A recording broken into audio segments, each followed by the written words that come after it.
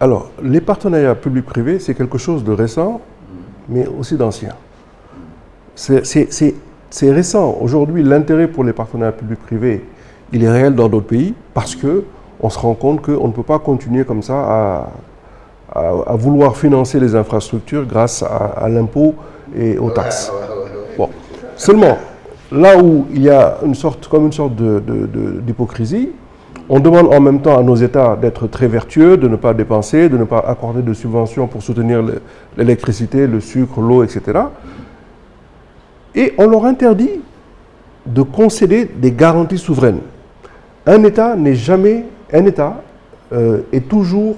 comment on dit? La garantie de l'État est une garantie extrêmement solide. Donc quand vous donnez à un privé une garantie souveraine, vous lui permettez d'aller sur le marché financier, de lever des fonds et de venir réaliser des infrastructures. Tout le monde est gagnant. L'État a une infrastructure qui existe. Le privé réalise un marché d'envergure qui lui permet donc de faire tourner sa boîte. Le prêteur, lui, qui cherche à placer ses fonds, il place ses fonds. En général, c'est avec des taux préférentiels, ce qu'on appelle les taux concessionnels, sur de longue durée, permettant donc à tout le monde de pouvoir y trouver son compte. L'usager de la route ou du pont ou du stade, il trouve son compte parce qu'il a une infrastructure de dernière génération. Ça attire également des investissements directs étrangers parce que quand vous avez un cadre de vie qui est amélioré, il est certain que les gens en envie sont attirés. Donc le pays devient attractif. Je crois que le péage, l'autoroute péage, c'est un peu ça. Voilà. On rentre dans un cercle vertueux de progrès, de développement économique. Et lorsque la rentabilité économique d'un investissement public est avérée, je pense qu'il y a un effet tout de suite, un effet de levier. Ça entraîne un regain d'intérêt pour le pays, c'est bénéfique, il y a de la croissance, etc. C'est ce qui s'est passé à Dubaï.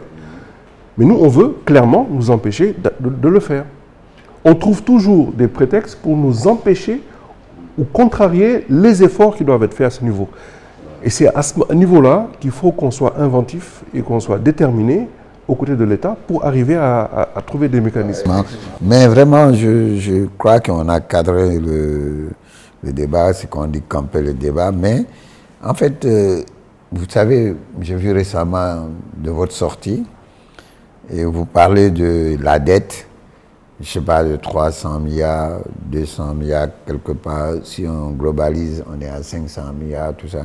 Mais bon, peut-être ça a été contracté avant l'arrivée de ceux-ci au pouvoir. Mais je pense que quand on a le pouvoir, tout ce qui est négatif ou positif, on le prend en soi. On le prend en soi, ça c'est clair. Maintenant, pour revenir, vous, comment pensez-vous que l'État, avec ses maigres moyens ou bien ses faibles moyens, pourra résorber ça pour que les choses repartent? Tous les États se sont retrouvés avec des... Il faut que les Sénégalais sachent que ce qui arrive au Sénégal aujourd'hui est arrivé à plein de pays. On n'est pas les premiers à avoir une dette intérieure élevée ou des tensions de trésorerie ou un pays qui a une marge de manœuvre serrée. Je pense que nous avons tellement l'habitude d'avoir un État protecteur et aussi où on ne communique pas trop, que lorsqu'on a un régime qui communique, ça peut faire peur. Je pense que c'est à ce niveau-là peut-être qu'il y a eu une incompréhension et une cassure, parce que le devoir de communiquer est là, il est important, mais quand vous dites à vos enfants, bon, ça va être la crise, papa a moins d'argent, il va falloir se priver de certaines choses, hein. Maintenant on va être sur l'essentiel, je pense qu'à ce moment-là, toute la maisonnée se trouve un peu en panique. C'est ce qui nous est arrivé. Mais je pense qu'il faut qu'on soit conscient du fait que c'est un cycle. Nous passons par un cycle qui est un cycle de difficultés. Le Coran le dit,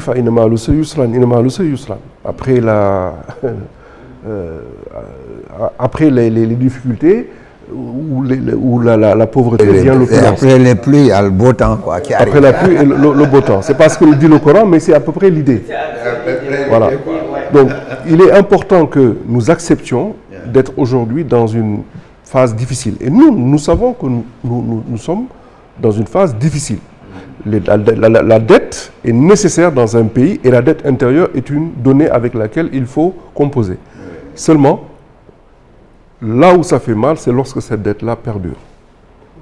Le président Diouf a effacé les dettes, le président Wade a effacé les dettes, le président Macky Sall a trouvé les dettes qu'il a payées et qui venaient toutes de ses prédécesseurs. Aujourd'hui, le régime actuel se retrouve avec une grosse partie des dettes des régimes précédents, il faut qu'il les paye. Mais il faut qu'il y ait une réelle volonté de s'acquitter de ce devoir de payer la dette. Si vous devez, à votre boutiquier, vous devez de l'argent à votre boutiquier, mais que vous prenez l'habitude de lui faire des versements réguliers, il continuera contre vents et marées à vous faire crédit. Mais si un jour vous vous levez et vous dites je n'ai pas le droit de te payer, je ne te paye pas, non seulement ça l'inquiète, mais en plus, pour l'avenir, vous compromettez votre bonne relation avec vos boutiquiers.